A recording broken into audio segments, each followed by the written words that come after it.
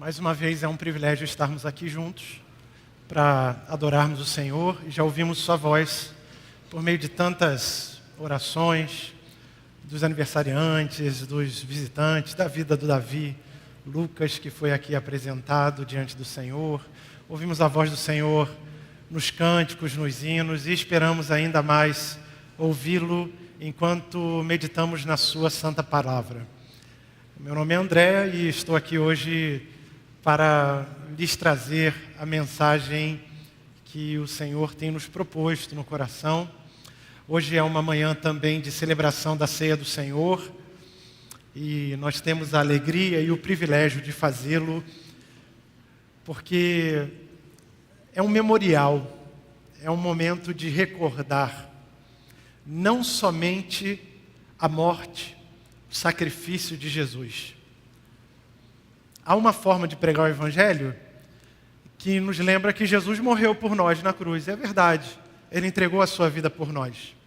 Mas muitos pregadores param dando esta informação e dizendo, se você se arrepender, você vai ter o perdão dos seus pecados e você vai continuar a sua vida. Mas pregar o Evangelho até a sexta-feira da paixão é pregar apenas metade do Evangelho. Porque se Jesus morreu para o perdão dos nossos pecados, a ceia do Senhor nos recorda que Ele não ficou morto. 3 dias depois Ele ressuscitou. E a pregação do Evangelho precisa incluir a realidade da ressurreição. Se Jesus morreu para perdoar os meus pecados, Ele ressuscitou para nos dar nova vida. Porque senão nós seríamos apenas pecadores perdoados. Mas a Bíblia nos diz agora que nós temos novidade de vida. Jesus diz, eu vim para que tenham vida e a tenham com transbordância, como diz o nosso pastor Israel na sua versão Prazer da Palavra, ou que tenham em abundância, como diz o João Ferreira de Almeida, ou que tenham uma vida com um propósito, com um referencial, com alegria, uma vida plena. E a vida plena não está reservada para a gente apenas lá no céu. É para aqui agora. Se Cristo... Paulo diz assim, se Cristo não ressuscitou dentre os mortos, nós somos as pessoas mais miseráveis, porque nós não temos esperança para o amanhã. Mas é por causa da ressurreição que nós não temos apenas esperança para o amanhã, é verdade que a temos, mas nós temos também uma vida que é uma vida de alegria, de vitória sobre a tentação, sobre o pecado, sobre as nossas fraquezas, para o aqui e agora. Meu professor, pastor João Falcão Sobrinho, escreveu no seu livro uma vez assim, a ceia do Senhor é um momento no qual a igreja antecipa no presente a esperança do futuro. A ceia do Senhor é a antecipação daquilo que vai acontecer com a gente no futuro. A presença de Jesus entre nós para sempre. E hoje nós vamos celebrar a ceia do Senhor, mas antes disso nós vamos pensar um pouquinho na palavra de Deus que se encontra em Atos capítulo 21. Se você tem a sua Bíblia, você pode abri-la ou ativá-la, né? Você trouxe a palavra da verdade, a espada da verdade, ou se você trouxe seu celular, que também serve, seu tablet, ou se você não trouxe Bíblia, sei que tem uma versão aí na sua frente. E o nosso contexto aqui de Atos 21 é o final da viagem missionária, da terceira viagem missionária que Paulo, Timóteo e Lucas fazem. Eles estavam acompanhados de outros companheiros. E imaginem a alegria, depois de anos pregando o Evangelho. Se nós lermos do capítulo 18 até o capítulo 21, é a cobertura do historiador Lucas, que narra esses anos de Paulo entre 54 e 57 depois de Cristo, pregando o Evangelho de cidade em cidade. Eles passam por Troade, na Ásia Menor, eles passam por Éfeso, eles vão para Esmirna, eles vão para Acaia, eles passam pelo Peloponeso, onde está o Istmo de Corinto, e vão visitando cidade em cidade. E eu imagino que numa viagem missionária tão longa, num tempo em que era proibido, inclusive, a pregação do Evangelho, havia perseguição contra os cristãos, eles voltavam com grande alegria. Quando eu vejo aqui o pastor Alcenir anunciando as viagens missionárias da nossa igreja, Eu lembro, ontem eu estava conversando com a Beatriz, minha filha mais velha, que o pastor Alcenir, se aquele empolgado, gente, imagina ele no barco missionário. Ele é outro Alcenir, ele é muito, muito, muito contente, porque ele está ali no centro daquilo que ele foi chamado para fazer e que nós, igreja, fomos chamados para fazer. E aí Paulo está voltando dessa viagem, ele para no porto de Mileto, se encontra com os anciãos da igreja de Éfeso e antecipa para eles: olha, o Espírito Santo já me disse que eu estou indo para Jerusalém e o Espírito Santo me preparou dizendo que eu vou enfrentar muito sofrimento, muita perseguição, mas eu não tenho em nada a minha vida por preciosa, a não ser que eu cumpra com alegria o ministério que Deus me deu de ser testemunha de Jesus Cristo e leve essa mensagem do Evangelho da graça de Deus a todas as pessoas. A minha vida já foi derramada como um sacrifício diante de Deus. E ele diz para os anciãos de Éfeso, onde ele tinha ficado 3 anos, que eles não se veriam mais nessa vida. Nunca mais vamos nos encontrar. E todos ficam com o coração partido, choram, se despedem, e o barco de Paulo vem parando em várias cidades, e chega então na Fenícia, na cidade de Tiro, onde provavelmente havia um núcleo de pregação do Evangelho, porque aquela mulher, Ciro-Fenícia, que havia crido no Senhor Jesus, talvez você se lembre que ela tinha uma filha endemoniada e Jesus, ele cura aquela menina, e essa menina então e a mãe dão testemunho da graça de Cristo, e ali começa uma igreja. E ele para ali na casa dos crentes, depois ele desce para Ptolomaida, e depois ele desce para Cesareia, onde ele se hospeda na casa de Filipe. E na casa de Filipe, Lucas, que é o escritor de Atos dos Apóstolos, faz uma observação que nós encontramos aí no versículo de número 8 e no versículo 9 de Atos 21. Atos 21, 8 e 9, essa é a palavra de Deus para a gente nessa manhã. No dia seguinte, diz Lucas, prosseguimos para Cesareia e nos hospedamos na casa de Filipe, o evangelista, um dos 7 que tinham servido na igreja em Jerusalém. Ele tinha 7 filhas, ele tinha 4 filhas solteiras que profetizavam. Vou reler o 9 porque cometi um ato falho. Ele tinha 4 filhas solteiras que profetizavam. Que a palavra de Deus nos ajude e que o seu Espírito ilumine o nosso coração nessa manhã sobre aquilo que vamos aqui conversar. Que Deus nos abençoe. Amém. Amém. Então, o livro de Atos dos Apóstolos, assim como o Evangelho de Marcos, é um livro de muita ação. É um filme de aventura, no qual Lucas vai nos narrando com detalhes aquilo que vai acontecendo nas idas e vindas de Pedro. Depois Paulo se torna o protagonista, mas certamente Atos dos Apóstolos poderia ter um outro nome, que seria Atos do Espírito Santo. O Espírito Santo estava agindo na igreja e a igreja estava num crescimento efervescente. No primeiro culto aqui dessa manhã, o pastor Valtair nos falou sobre a realidade da igreja perseguida, o testemunho dos santos mártires de Tertuliano, de Policarpo, e como, naquela frase ali de Tertuliano, o sangue dos crentes na arena se tornou semente para o Evangelho e a palavra de Deus se difundia por todo o Império Romano. E Paulo sabia que a sua vida terminaria como um sacrifício, como sofrimento. E eles chegam então na casa desse Filipe.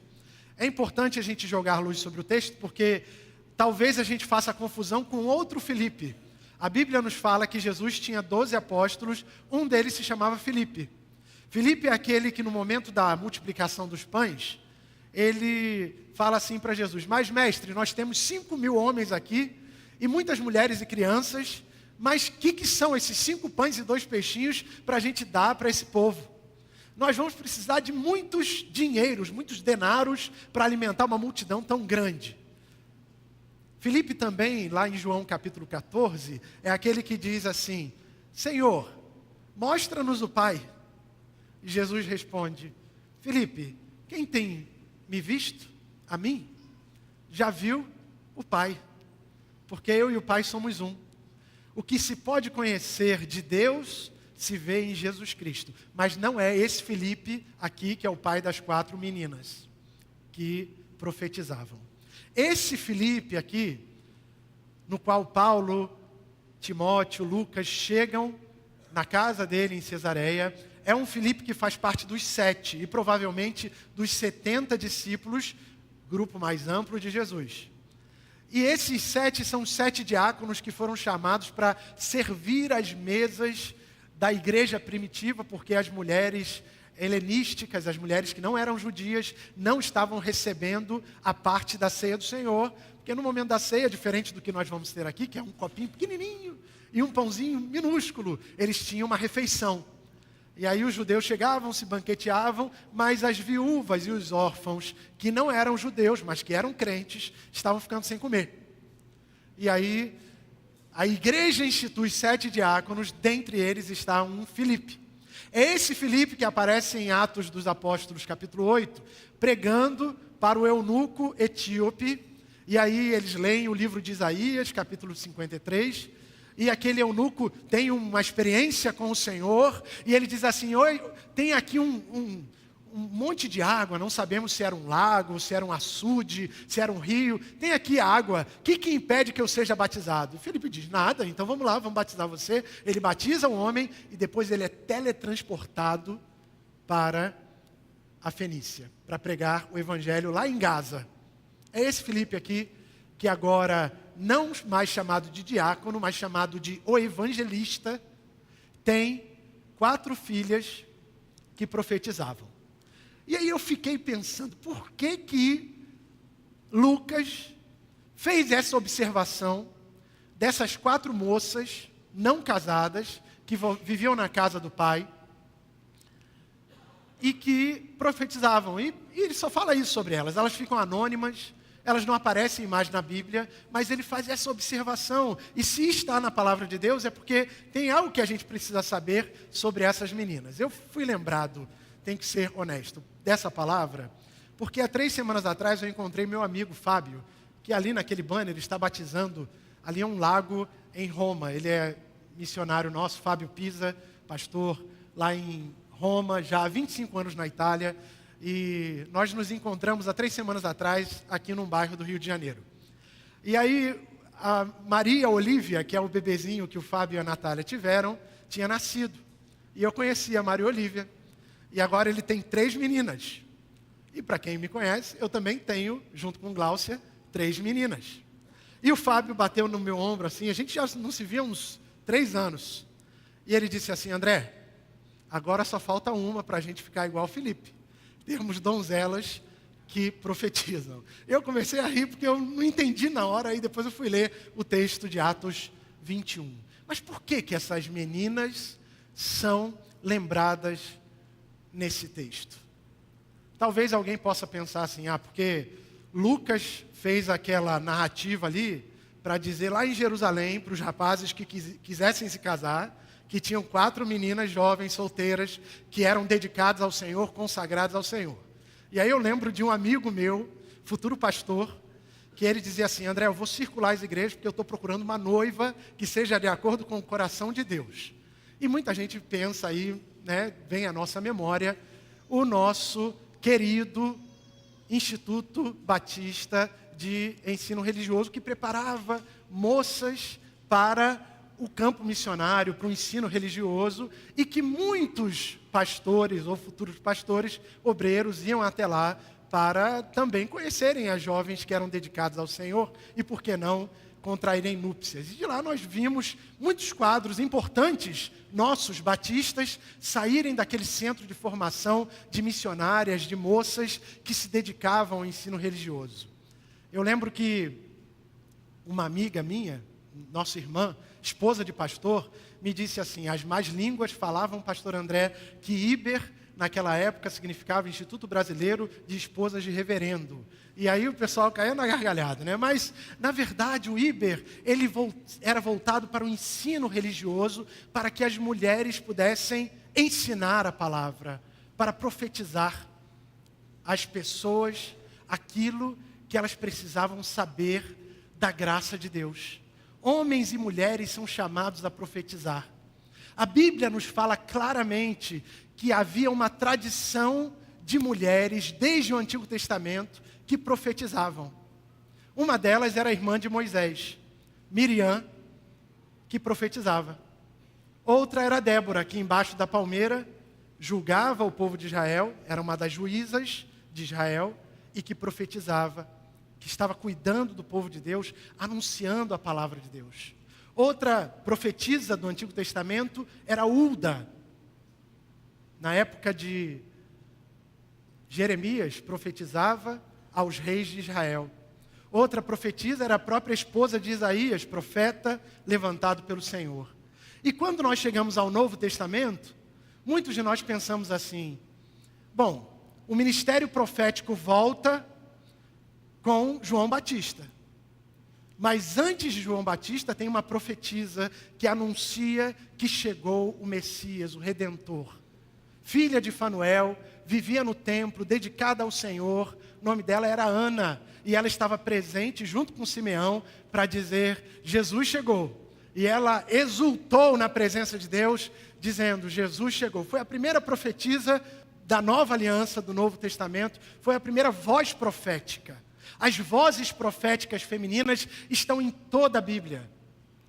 E nós sabemos que essas vozes proféticas nos ensinam que Deus não faz acepção de pessoas.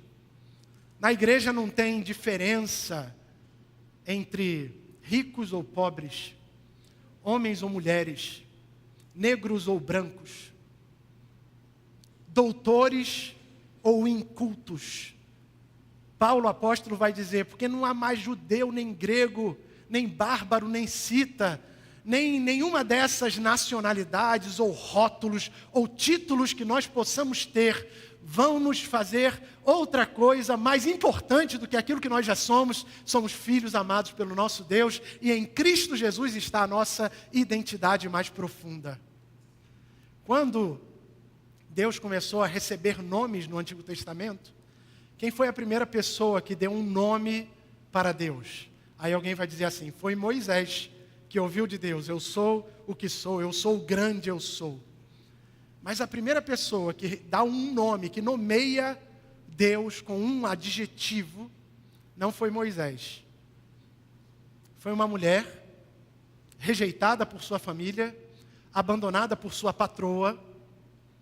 Sua história se encontra em Gênesis capítulo 16. E por causa da barbeiragem de Abraão e de Sarai, essa mulher chamada Agar, escrava, africana, fugitiva, vai para o deserto, grávida, porque estava sendo maltratada por Sarai. E aí, no deserto, o anjo do Senhor chega diante dela e pergunta: Agar, da onde você veio e para onde você vai?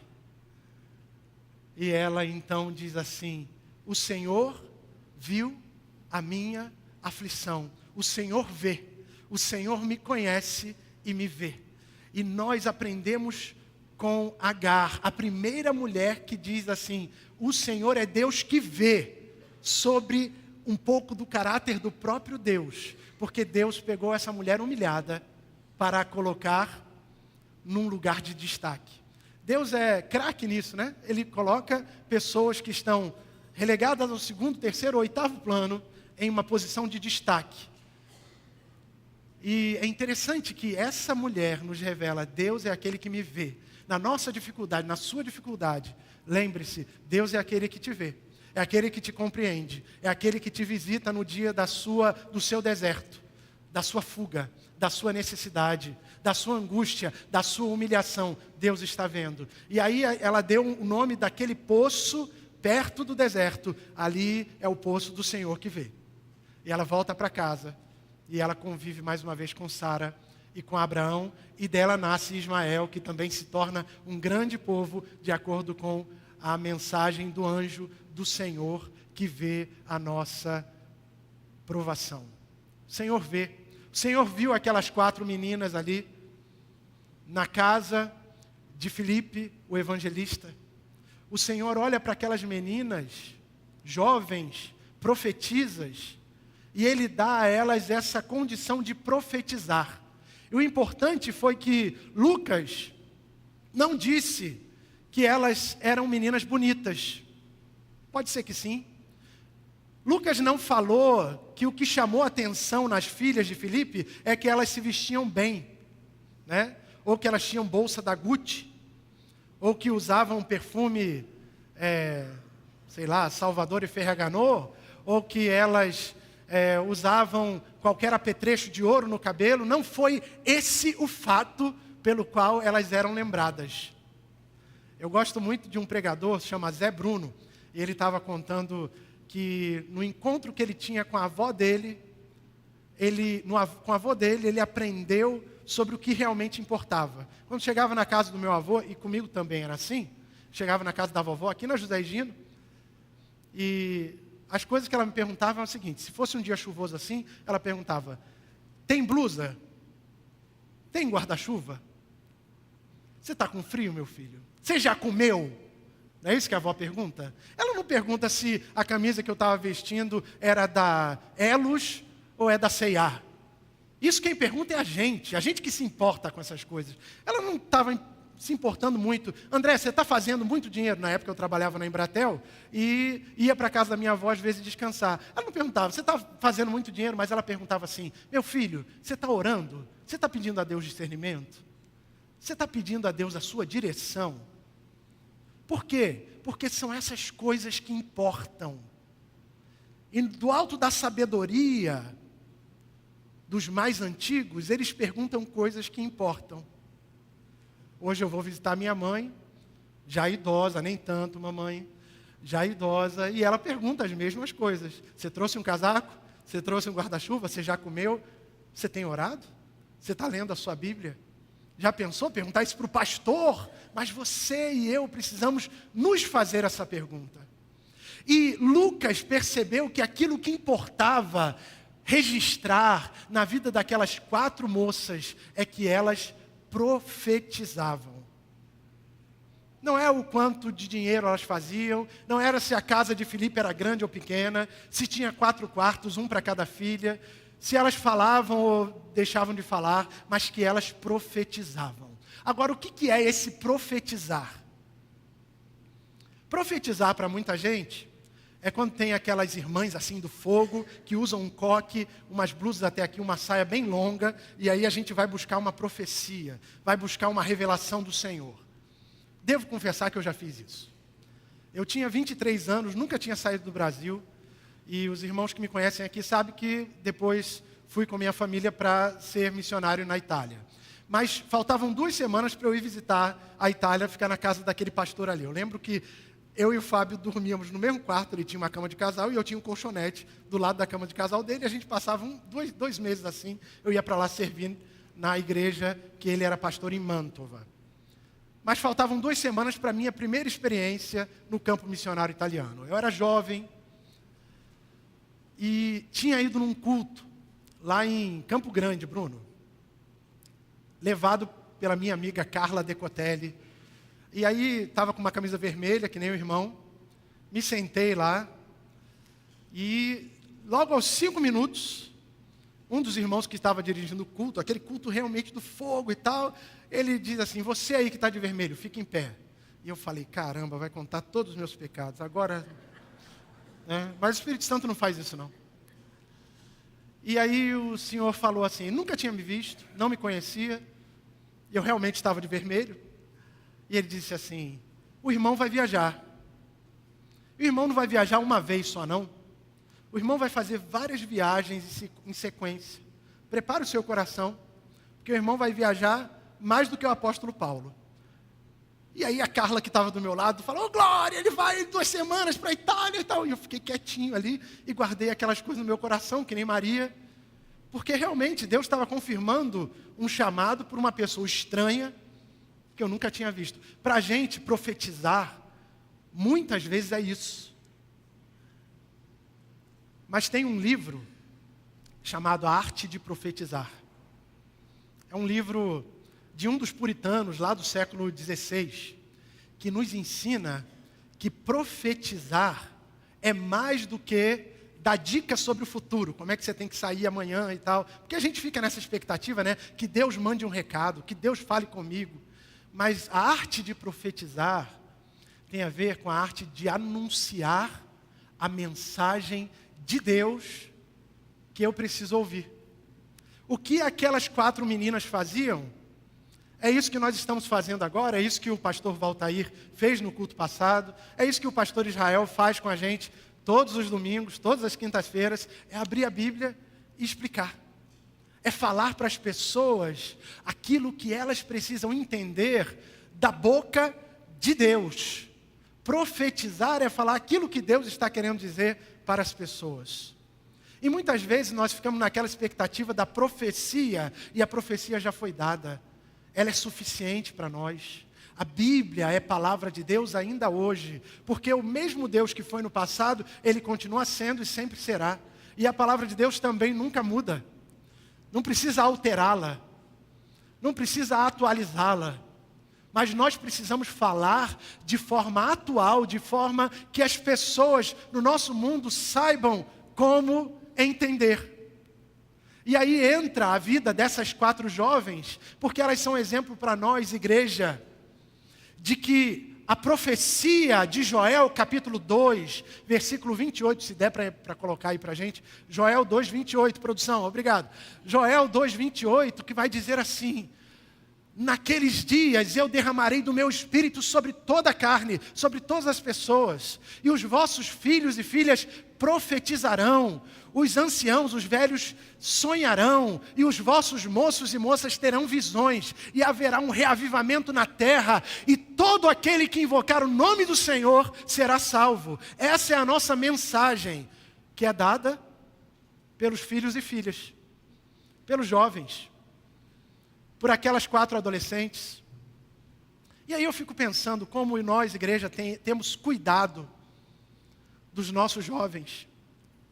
O pastor Israel tem um símbolo que ele nos conta sempre que ele vai ensinar a palavra de Deus, é que nós precisamos ser como aqueles atletas que fazem corrida, que vai... Não é de obstáculos não, é corrida de revezamento. Isso aí, obrigado aos irmãos. Vamos pregando junto. E aí eles vão correndo e vão passando o bastão. Mas sem parar de correr, a gente precisa passar o bastão para a próxima geração.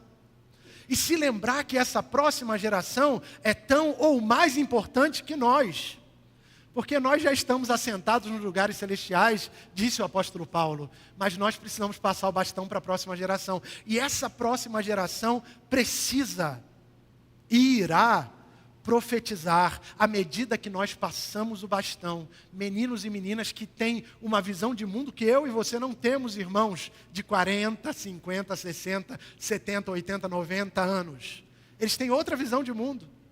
Eles entendem melhor esse tempo do que nós entendemos. E eles foram chamados por Deus para profetizar para essa geração. E se Filipe era evangelista, as suas filhas se tornaram profetas, ou seja, anunciadoras da palavra, pelo exemplo do pai. E eu oro, Senhor, não deixa que as minhas 3 meninas se esquivem de serem suas profetas. E eu oro mais ainda, Senhor, faça dos nossos jovens, adolescentes, crianças, desta igreja, profetas para a geração deles, porque eles vão falar para a sua geração. Irmãos, ouvi um estudo que 25% dos brasileiros estão enfrentando problemas emocionais.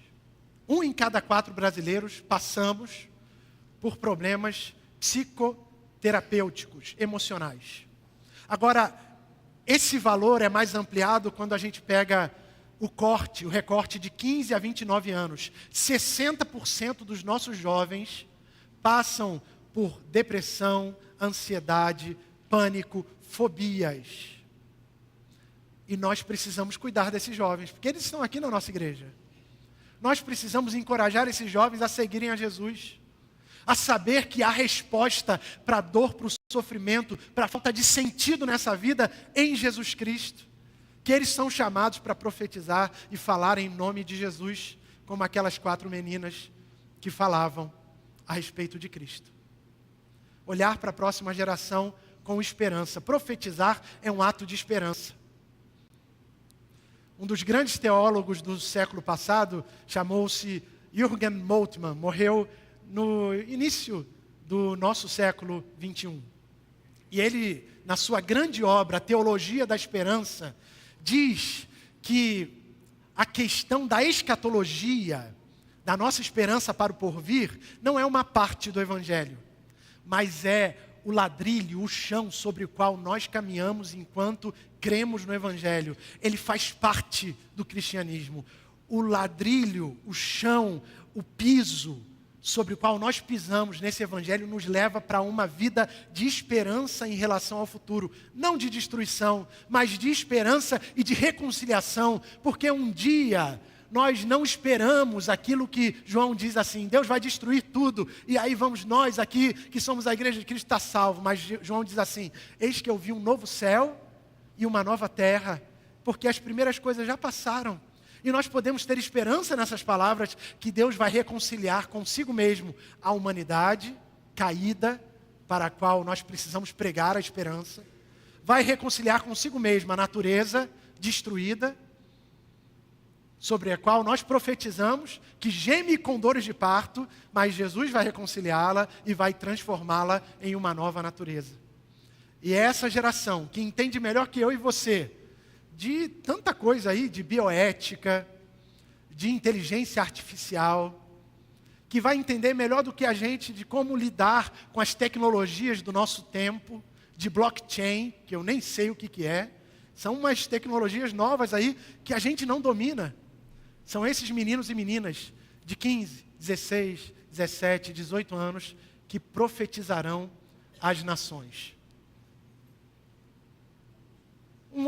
Essa mesma ideia é trazida no Antigo Testamento, e com isso eu termino essa breve mensagem, em 1 Crônicas, capítulo 12. 1 Crônicas 12, 32, nos fala sobre o grupo de homens armados que estava com Davi em Hebrom, antes dele se tornar rei. E aí Saul ainda era o rei de Israel, não tinha morrido, mas Samuel já havia ungido Davi como rei. E aí fala sobre cada tribo que dava uma parte dos seus homens para ajudar Davi a cuidar do povo de Israel.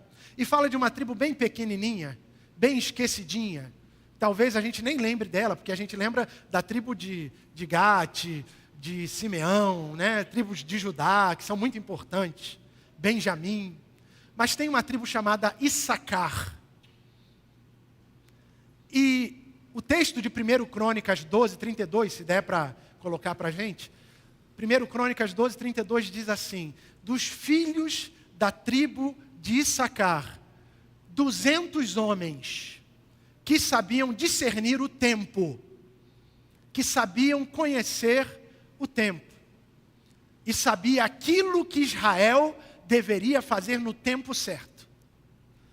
São esses jovens da tribo de Issacar que representam a juventude, sobre a qual nós vamos dizer assim, a esperança da proclamação do Evangelho, das missões, daquilo que a igreja deve fazer nesse mundo, de dar uma visão para a igreja, reside sobre eles, porque eles discerniram o tempo, eles conheceram as necessidades do mundo, eles se tornaram profetas jovens para a sua geração.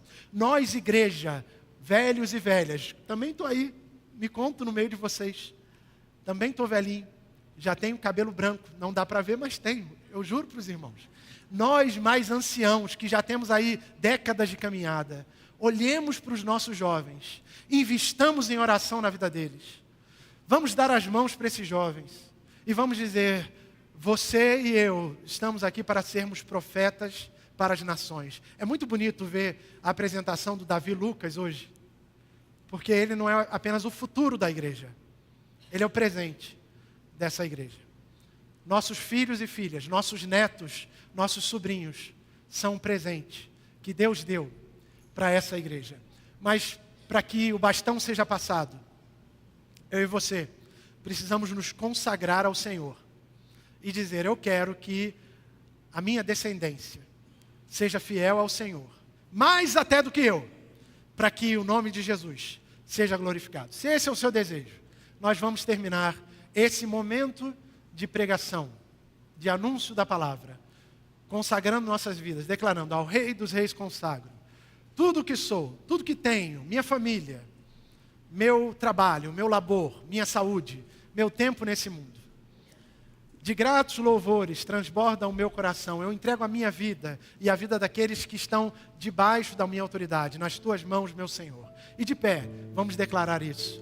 A honra, a glória, o louvor ao Rei Jesus, que nos inspira, que nos leva a perceber que há multidões sem Jesus, e que nossos filhos, eu e você, somos a resposta para aqueles que ainda não creram.